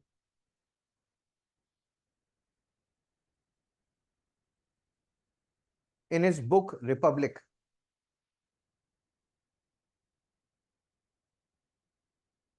Full stop. Such a leader embodies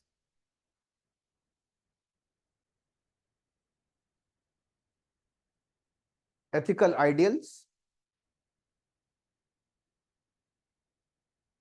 comma, guide with wisdom,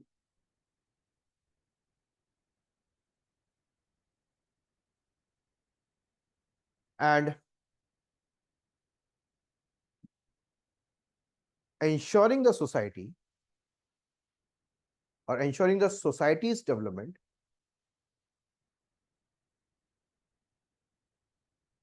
should be aligned with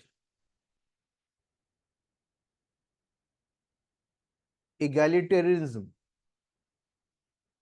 Egalitarianism is good for all.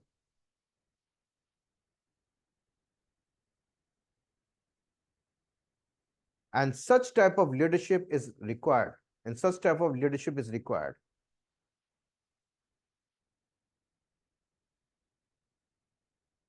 in all the areas.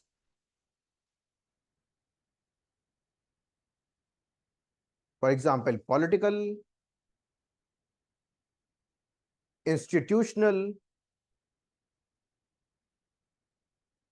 sports, family, etc.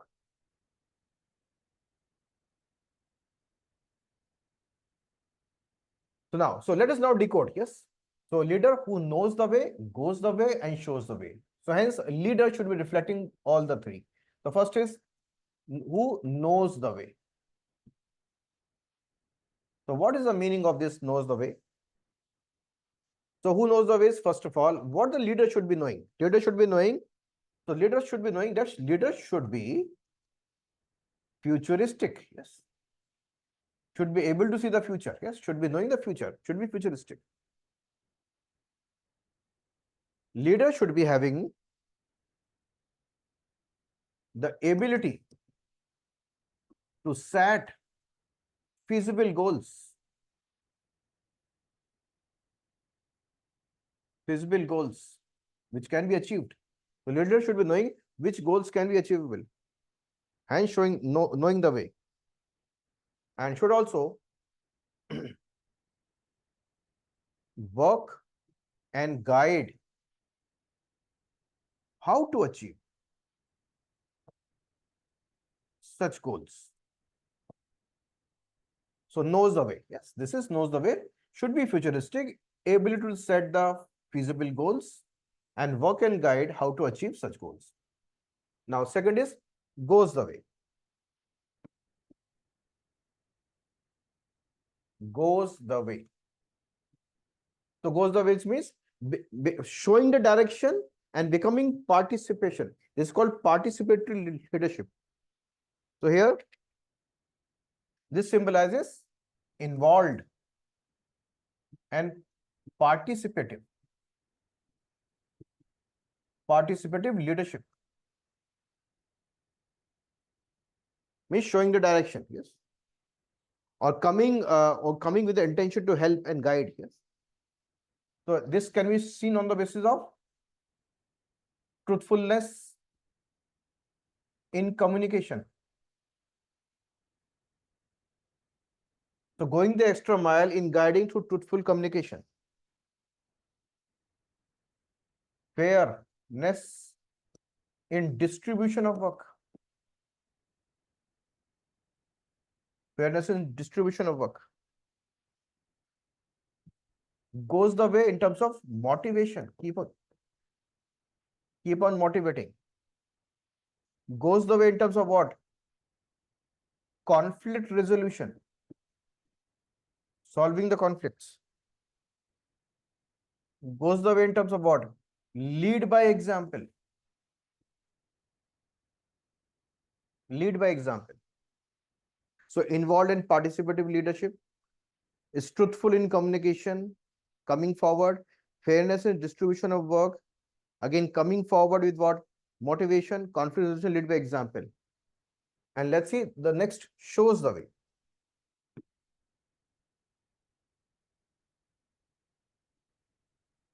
Shows the way. What is the meaning of shows the way? Showing the way means we all know that leadership is transient, is temporary. Hence, nurturing next pool of leaders. Next pool of leaders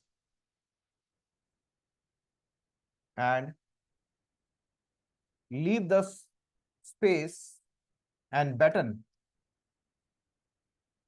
to new leaders. It shows the way, yes. So leadership is transient, hence nurturing next pool of leaders, and hence leave the space and baton to new leaders. Very clear? Now who is the best reflection of this? The best reflection of this is M.K. Gandhi himself, yes. So let's add on the example now, M.K. Gandhi. So he knows the way. Knows the way. That means he has got a full conviction that independence can be through non-violent means. Can be through non-violent means. Goes the way. So he led by example. He led by example. He was truthful in communication.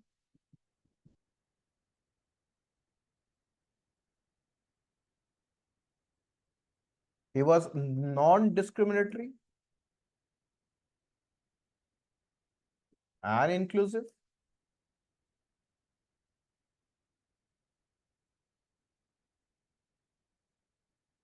And he showed personal responsibility.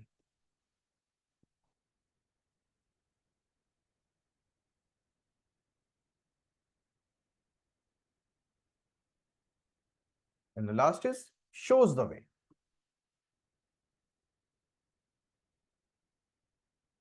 He nurtured next set of leaders.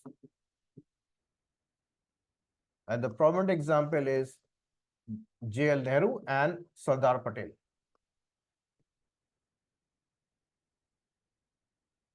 Sardar Patel.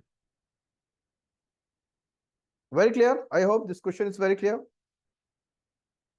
Now, let's see the essay. Now, GDP along with GDH would be the right indices for judging the well-being of the country. Yes, GDP along with GDH. Now, I will be showing the introduction. Yes, I have drafted an introduction. I will be showing you how to use the thinkers, how to use the facts, how to open up the concept, and how to show the guidelines. Clear? So, four things should be there. First of all, the usability of thinker should be coming in the introduction. Maybe the quote may be used in the introduction. Maybe the facts can be used in introduction, and also certain guidelines which are required to solve this topic in the main body should also be shown in the introduction. So GDP, not simply GDP, but GDP which should be able to also bring happiness, would be the right parameters for judging the goodness in the country, well-being of the country. So here, gross domestic happiness is the first keyword. GDH, gross domestic happiness, happiness is the keyword. Now, indices for judging the well-being is the keyword here. Well-being is the keyword. So let me show you how I'm using different ideas, different thinkers, facts, the meaning, and also the things that you already know, but I'm just properly sequencing them. Okay, let's see. The introduction. So let's read the introduction together. So I'm using with the first keyword, the well-being first, yes, the well-being. And I'm using a thinker that we have just done. So well-being is the concept of eudaimonia, that is creating happiness as stated by Aristotle. Well-being requires inclusion of the concept of utilitarianism. So well-being is the concept of happiness, well-being is a concept of, so eudaimonia is can be stated as happiness or well-being. So well-being is the concept of eudaimonia, that is creating happiness as stated by Aristotle. Well-being requires what? Inclusion of the concept of utilitarianism. So once the benefits are reaching all, then the happiness will be creating. So through the economy, what we are expecting, it should be benefiting all. It should not be only benefiting the 1% rich people. Okay. So well-being requires inclusion of the concept of utilitarianism, that is creating greatest good for greatest numbers as popularized by Jeremy Bentham. Now we have opened up, yes, the meaning of well-being, and we are now going to connect the well-being that should be coming through economy. So this utility concept should also be visible in the nature of economic growth, because the topic is economy. Economic growth, yes, and economic growth which should be generating happiness. Happiness will be generated when there is a general well-being, and well-being should be emerging from economic growth. So the utility concept should also be visible in the nature of economic growth of the country, which is usually measured in terms of GDP.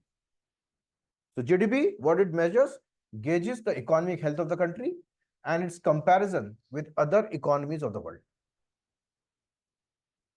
So well-being should also be visible in the growth of the economy, which is usually measured in GDP, that is the health of the country's economy and its comparison with other economies. But now there can be two different ways of promoting GDP growth. One can be on the basis of crony capitalism, and one can be on the basis of inclusive growth. Let us see which can be beneficial. If the GDP growth is powered by crony capitalism, then it can lead to more monopolies. What happens when there are few big players? It can lead to monopolization. It can lead to concentration of wealth. It can lead to decline of smaller and medium businesses, rising unemployment, inequalities, deprivation, and poverty, and resultant decline in the happiness levels within families and the society at large.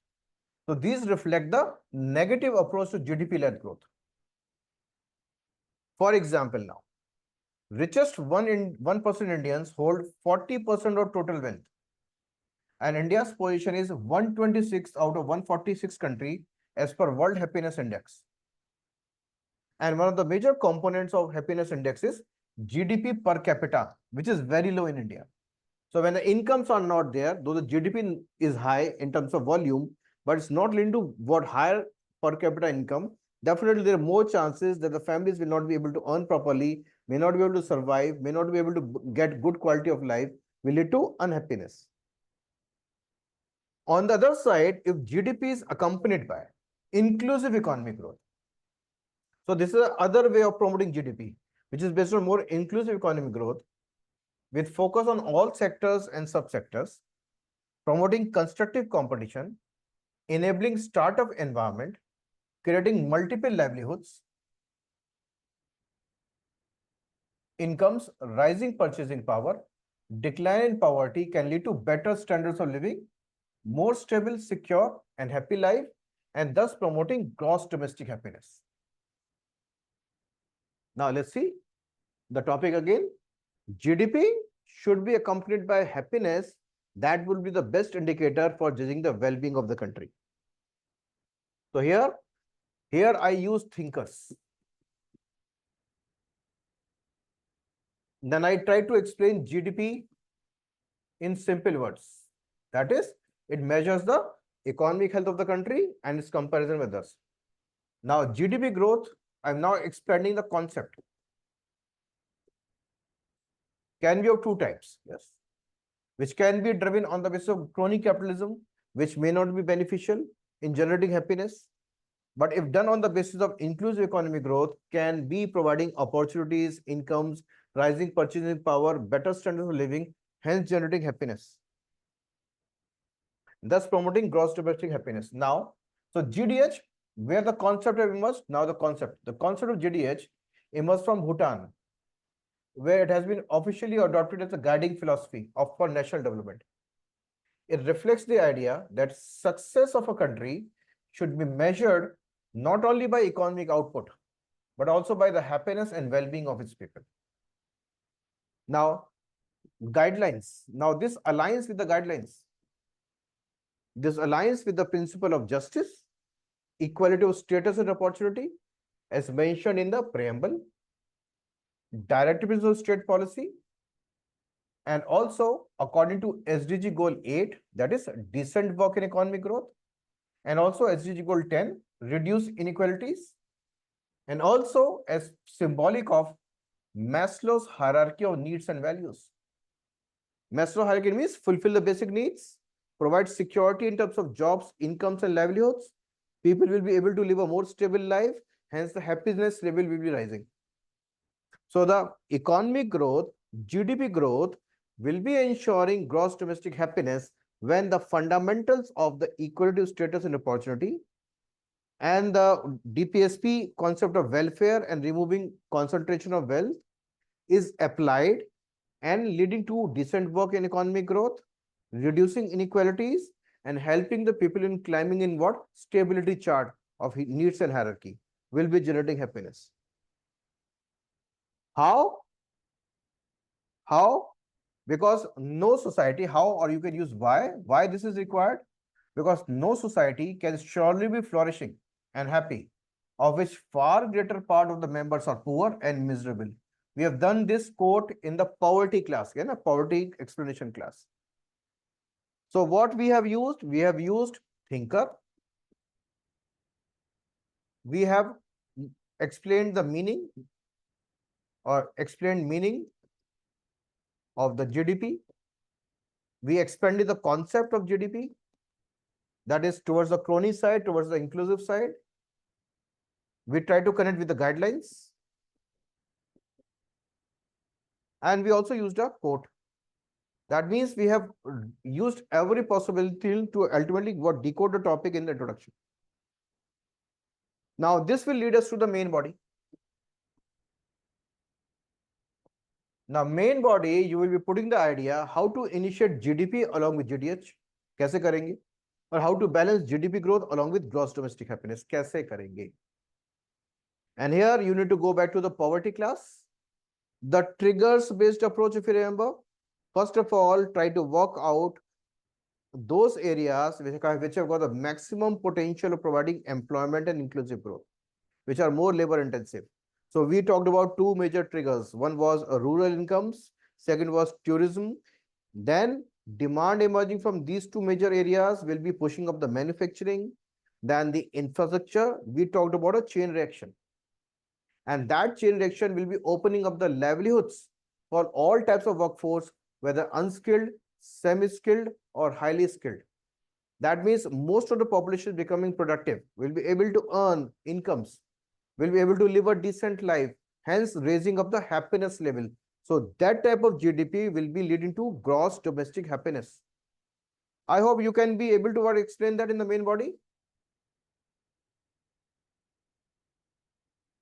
Will you able to do? We'll try set this. Okay. Yes, sir. So I've just given you the introduction. Try to connect with the main body. Okay. So main body, just write down 1 or 2 what lines for your hint. Just write down lines for your hint. Okay. Focus in the main body. Focus on methods of creating inclusive economic growth. Methods of creating inclusive economic growth by targeting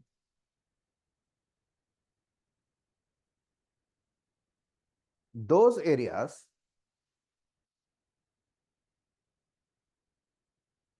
which can absorb maximum workforce. Which can absorb maximum workforce. Starting with rural incomes and tourism as a sector.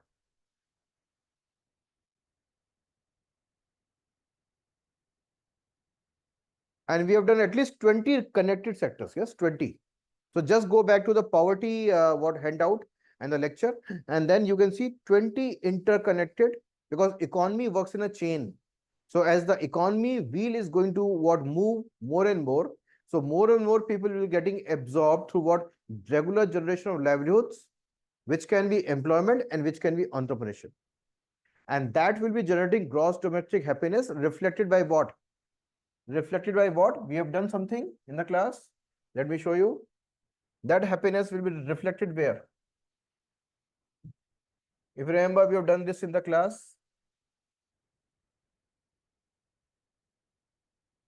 So this will lead to overall benefits, march towards Atmanirbhar Bharat, that is maximum utilization demographic dividend. It will lead to promotion of inclusive growth, hence benefiting all the sectors, generating happiness, reduction of poverty, generating happiness, promoting individual and collective productivity, benefiting national productivity. That is again utilizing each and every person, generating happiness, respect, channelizing time and energy in constructive manner, hence creating more peaceful, stable society, creating happiness. Rising incomes and purchasing power generate sustainable demand in the economy, thus benefiting the expansion of manufacturing and services. So the crisis is reduced in terms of production. Regular production leads to improvement in quality of production services, hence more competitiveness in international markets. So here, we are becoming a bigger player in terms of competition also. Then counter large-scale rural to urban migration. Again, it's a way of safeguarding the people, creating happiness. More business opportunities can counter large-scale migration of high net worth individuals, because enormous opportunities will be opened within the country. And these HNI, when working in India, will be creating more livelihoods, creating happiness. It can reduce the demand for reservation, because more work is available, generating happiness. I hope you can connect now. Sir, which handout is this one? This is handout number 9, maybe, most probably. Indian Society, handout 9. Okay, sir. Okay. So this will be. I hope you will be able to generate this topic now. I will be sharing. Okay, I will be sharing the introduction with you on email. Hai na? Okay, then you try to connect the main body and conclude with happiness in terms of these factors. Okay, I hope the class was informative enough in terms of seeing the questions, seeing the essay topic.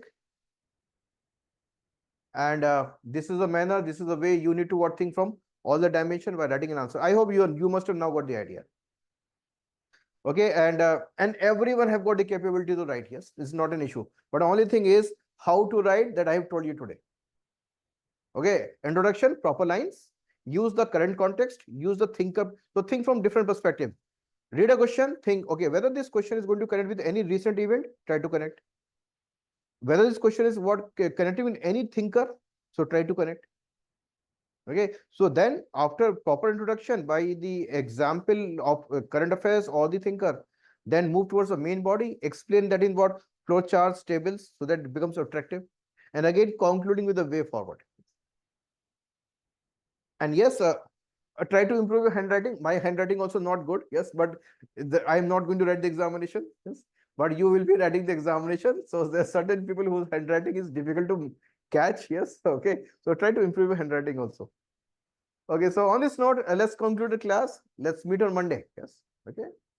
So thank you for participation. Let's meet on Monday, and please try to. I will be sharing this introduction for this topic now itself. Yes, okay. Thank you. Thank you. Thank you, sir.